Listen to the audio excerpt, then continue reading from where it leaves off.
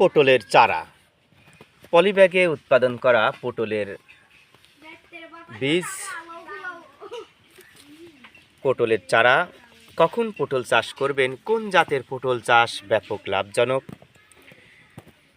প্রিয় দর্শক, আপনারা দেখতে পাচ্ছেন আমরা পলিব্যাগে পটলের চারা উৎপাদন করে রেখেছি। আপনারা চাইলে আমাদের সাথে যোগাযোগ করে পটলের চারা সংগ্রহ করতে পারেন। দেখেন, পটলের চারাগুলো বা ডগাগুলো কিন্তু খুবই সুস্থ সবল, দেখতে খুবই সুন্দরী, আকাশ পানে চেয়ে রয়েছে। শুধু দরকার এখন মাটিতে রোপণ করে দেয়, এবং রোপণের মোটামুটি 1.5 মাসেই এই গাছ থেকে ফলন শুরু হবে। পাশেও কিন্তু পটলের চারা রাখা হয়েছে। প্রিয় দর্শক, অরিজিনাল জাত করুন চাষ, আয় করুন 12 মাস।